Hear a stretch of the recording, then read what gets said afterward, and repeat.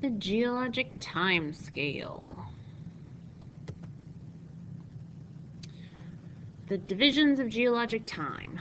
There are 3 eons. Remember, the Earth is 4.6 billion years old, and we've got to divide those 4.6 billion years up into smaller parts so we can keep track of them better. And within those 4.6 billion years, there are 3 eons. The Archean and the Proterozoic, which is also called Precambrian, and the Phanerozoic, which is during the Cambrian era. And there are eras, no eras before the Cambrian, and then you break them up into smaller pieces. So we're going smaller, smaller, smaller. So like an eon, big, long time. And then there's eras, and then there are periods, and then there are epochs. So if you want to think about it as like a year breaks down into a month breaks down into days, and days break down into hours. It's kind of like that. These eons are huge, long time periods, and then you get smaller to eras, smaller to periods, and then smaller to epochs. The 4 major divisions of time are the Precambrian, and this is when we had very, very basic marine life. And then Paleozoic, that's when the invertebrates evolved.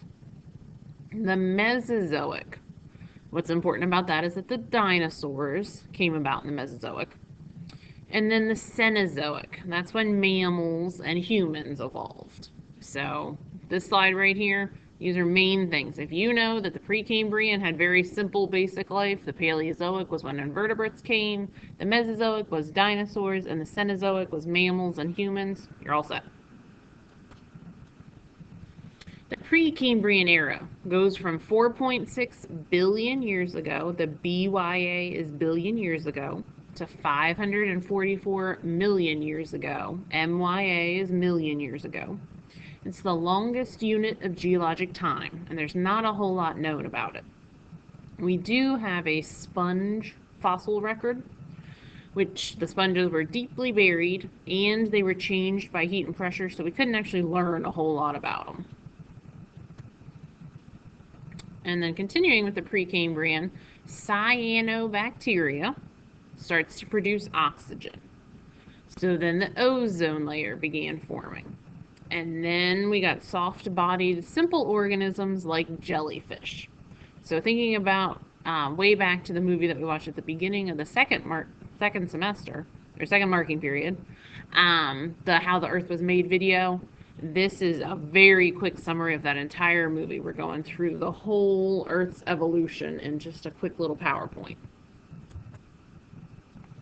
And then the Paleozoic era, that's from 544 million years ago to 245 million years ago. And we started to develop warm, shallow seas. Marine life continues to form. We get trilobites, brachiopods, and crinoids, and we'll see some fossils of those things in class. And then this is also when Pangea forms, that big supercontinent that we talked about in geological processes. Fish started to appear. The Appalachian Mountains formed because the continents had collided. Plant and animal life starts to move to land, so we're developing more oxygen. Animals are developing because we've got oxygen, lungs developing. Mass extinctions, tectonic activity, and glaciers. So there's a whole lot going on as the Earth is forming here. Mass extinctions, lots of stuff's dying now. Tectonic activity, the plates are still moving around, either making or breaking up Pangea, and glaciers are forming because of that supercontinent forming and blocking the ocean currents. The ice formed because the Earth cooled down. And then the Mesozoic era, 245 million years ago to 65 million years ago. Dinosaurs and reptiles were dominant. Birds started to appear. Little mammals, non-dominant things. We're not talking about the lions, tigers, and bears. We're talking about little things. Pine trees and flowering plants. Pangea breaks up. So then we're starting to form those fossils on different continents, and we can see how they used to fit together. Again, the big thing here is that the dinosaurs were ruling. Remember in the video, they showed you images of dinosaurs. This is then the Mesozoic era. And then the Cenozoic era. That divider between the Mesozoic and the Cenozoic is the 65 million year mark where the dinosaurs became extinct. And we talked about a meteor impacting and creating that change in climate where the dinosaurs died. That's happened at 65 million years ago when the dinosaurs became extinct. And the Cenozoic is going to bring us all the way up to where we are currently. We're in the Cenozoic era right now. So the dinosaurs are gone, climate starts to cool, we get some ice ages, and then the Cenozoic is known as the age of mammals because we've got no more dinosaurs, we've got oxygen, and we're developing and evolving into more complex organisms.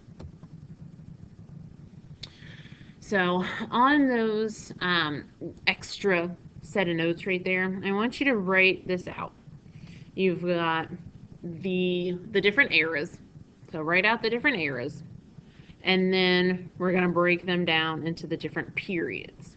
So if we need to go back to the different ones from one of those first slides, we've got the 4 major divisions of time. So in the extra notes section, write out Precambrian. You know that's a very long time. And then the Paleozoic, and then the Mesozoic, and then the Cenozoic. And I basically just want you to copy this down. The Cambrian or the Precambrian was a very long period of time with simple marine life. Paleozoic, you start to get the invertebrates. Mesozoic, the main thing was dinosaurs. And Cenozoic, the main thing is mammals. And then make sure that you know that that barrier between the Mesozoic and the Cenozoic at 65 million years ago is when the dinosaurs went extinct.